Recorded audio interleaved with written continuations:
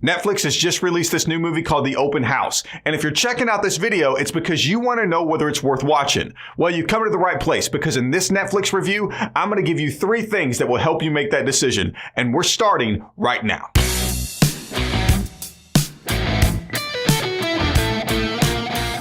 Hey guys, welcome to the channel. My name is Ryan, and this is where I review movies and shows from a variety of different platforms to help you manage your expectations so you're not left disappointed. So make sure you hit that subscribe button so you don't miss anything along the way.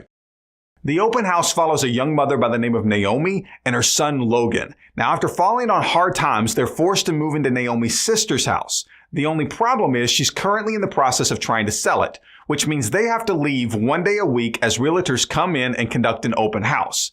And it's after one of these open houses where they begin to notice some strange occurrences, leaving them to wonder if someone didn't stay behind. Now, one of the first things I want to talk to you about are the characters. Dylan Mignette plays the lead character of Logan, and you might recognize him from 13 Reasons Why. Now, he's not given a whole lot to do, so I can't say that this is one of his best performances, but he does enough to keep you engaged in the story. If there was a standout performance, I would have to say that belonged to Percy Dalton. She played Naomi, Logan's mother, and I just found that her emotional journey was a lot more interesting to me.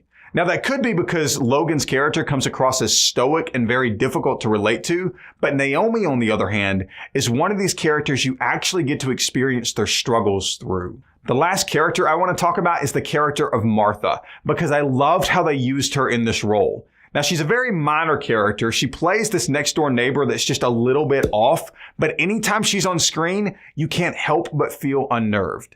Now, speaking of unnerving moments, anytime you're talking about a horror movie, ultimately what you want to know is how scary is it? And that brings me to number 2, the scares. They try to build atmosphere in a number of different ways. And one of the ways they do that is from the shots they use. There's a number of times where they leave you scouring the background, waiting for something to jump out at you, and that is designed to build anticipation and anxiety in your audience.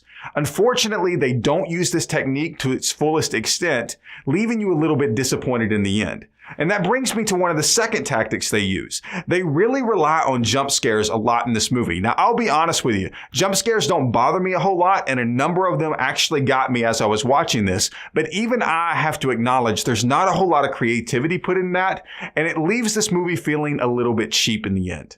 Now, the final thing I want to talk to you about is the ending. Now, there's a few things I want to talk about here, and one of them is how bold this conclusion is. To be honest with you, I wasn't really sure how to feel about it at first, because this ending came out of nowhere. I wasn't expecting this at all.